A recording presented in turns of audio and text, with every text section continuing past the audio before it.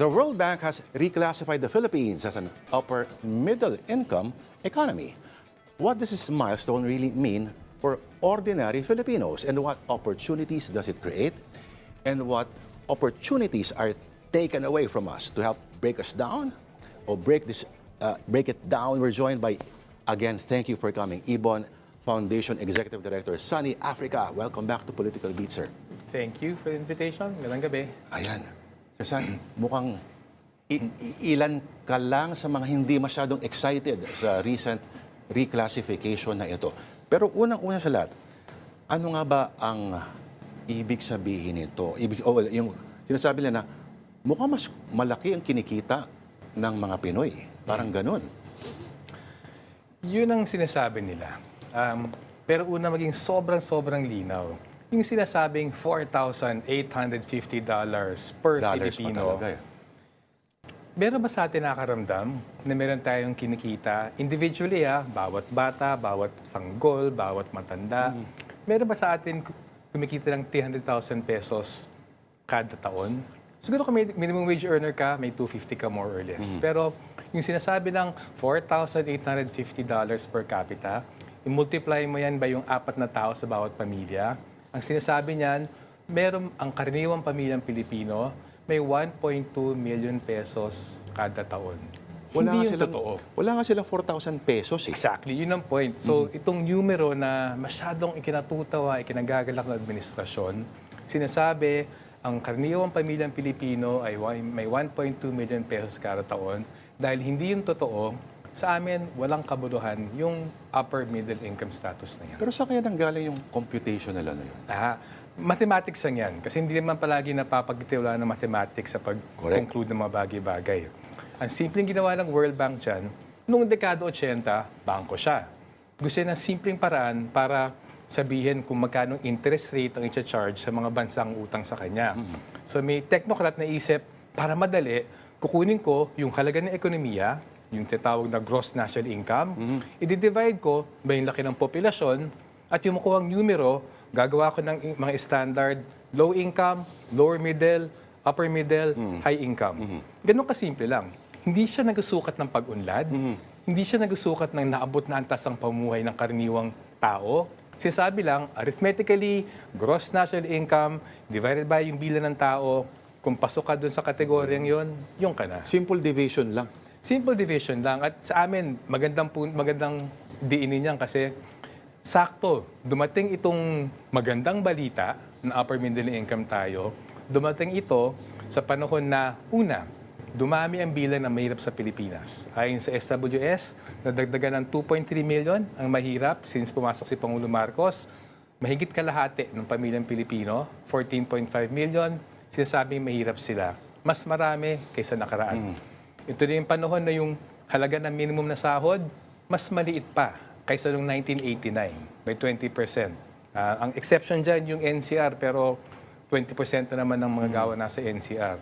Nangyari itong upper middle income status habang nag-triple ang inflation sa nakarang 3 buwan na magpapabigat sa araw-araw na gastusin ng milyong-milyong pamilyang Pilipino.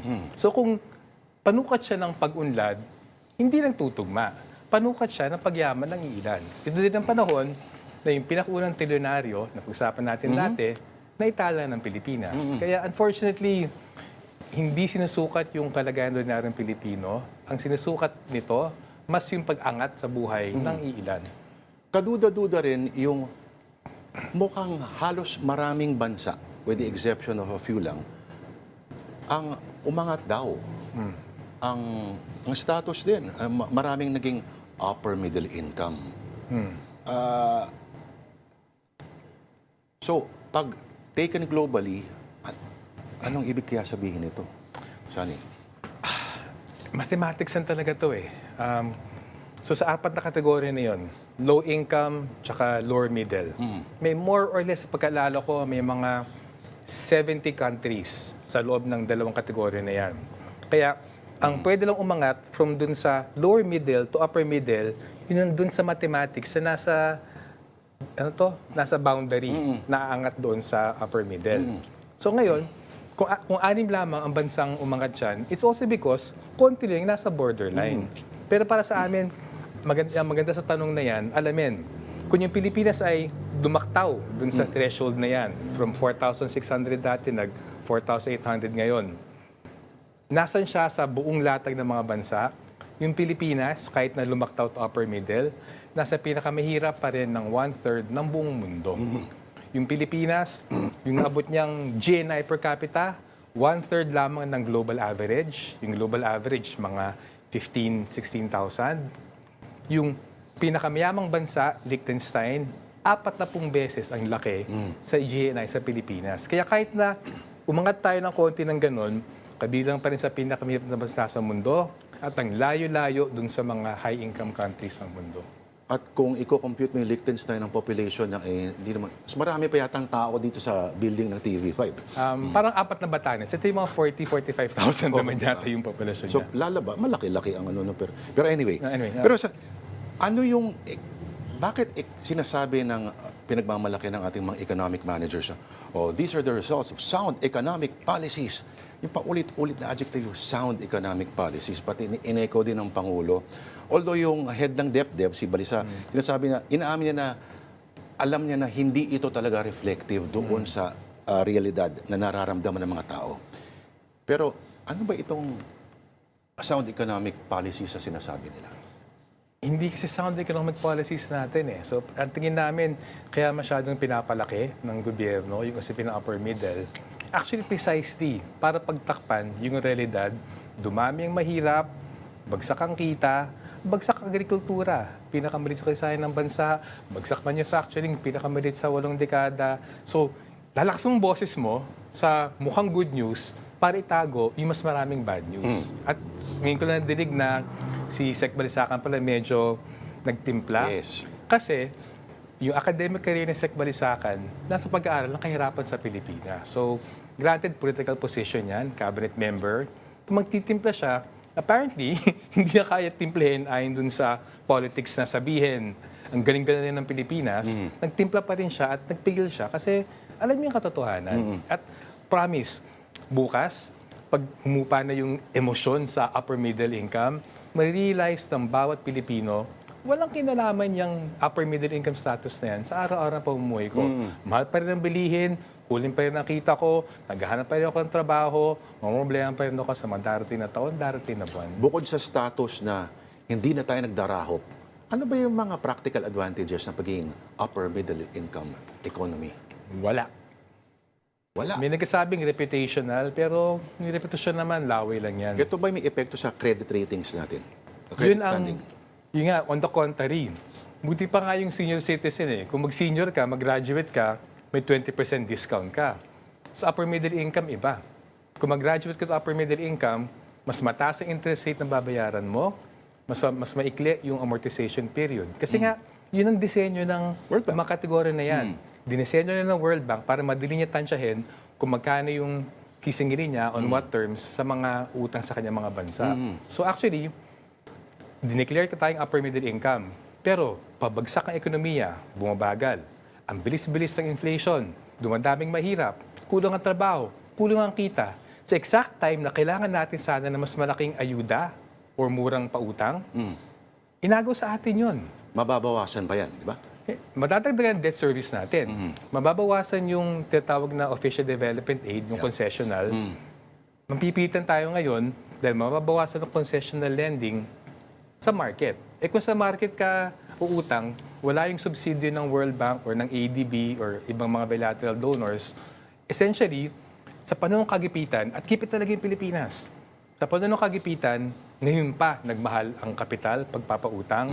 Ngayon pa maobligay yung Pilipinas pumunta dun sa mga market-based na creditors. Ngayon pa lolobo ang debt service natin. Kaya sa amin, i-enjoy ng administrasyon yung propaganda ng araw na ito.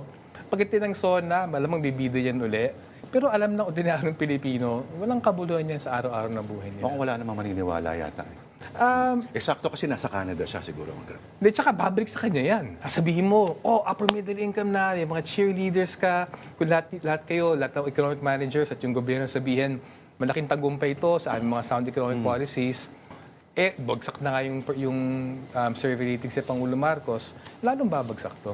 May paraan ba na aikido ito ng gobyerno na magkakaroon ng totoo namang epekto sa buhay nila?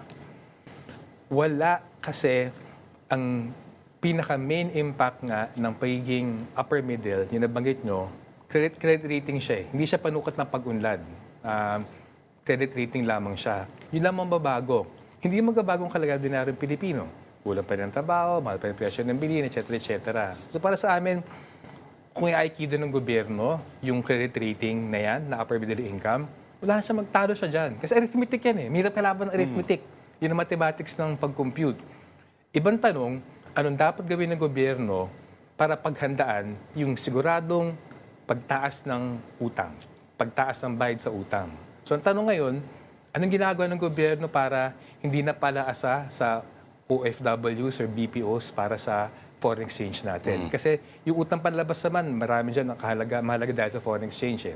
Anong ginagawa ng gobyerno ngayon para mag-export tayo ng pagkain? Mag-export tayo ng manufactured products natin. Kung walang ginagawa ang gobyerno, mahirapan tayo dun sa pagtanggal ng concessional loans. Isa pa, anong ginagawa ng gobyerno para makapaglikha ng pondo? Kasi part ng pag-uutang, budget support. Ngayon, kung yung gobyerno tuloy-tuloy ang pagbawas ng buwis sa mayamang pamilya, sa malalaking kumpanya, sa pondo ng kagipitan, na mas mahal na yung pautang ngayon, lalong lalaki yung utang niya. So, ang tanong doon, ba't hindi mo bisan yung mga tumulak sa upper middle income, yung mga yumamang pamilya, yung mga lalaking kumpanya? Sila ang tumulak ng upper middle income status dahil sa pagyaman nila. Tama lang, I think, moment to sabihin, umangat na tayo, dagdagan niyo naman yung buwis nyo. Billionaire wealth tax, larger corporate income taxes, kasi yan ang dagdag kita sa gobyerno, mababawasan ng presyo umutang na mas mahal na ngayon. Kumbaga, konting wisik naman ang konti dyan.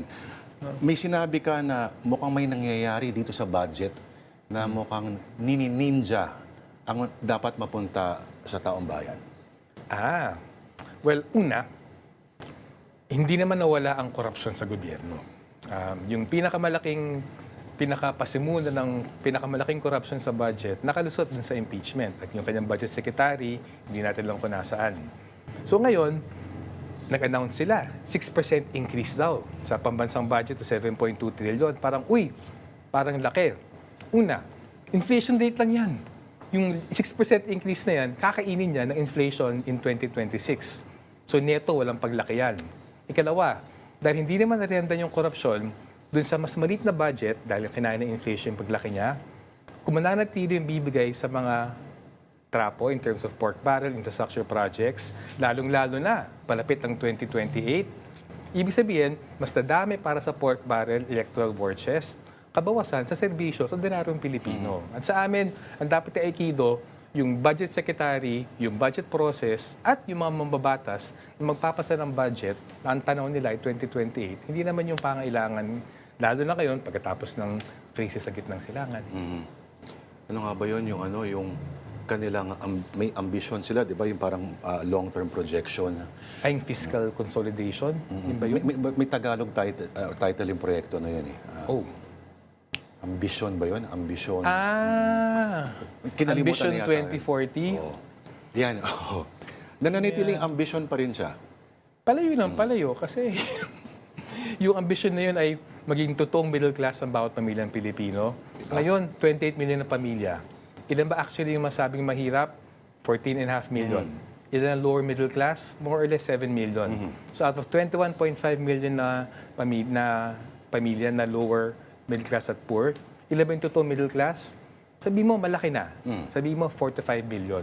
Kung ambisyon ay lahat ng Pilipino magiging middle class, kung hindi magwasto yung gobyerno, hindi siya mangyayari. Kung gusto niyo ng mga ganito pang mga paliwanag, puntahan niyo po mga kapatid ang website po ng Ibon Foundation. Bitin ang usapan pa rin. Executive Director ng Ibon Foundation, Sunny Africa. Thank you, sir. Huwag kang alis, may papakita ako sa iyo mamaya. Alright.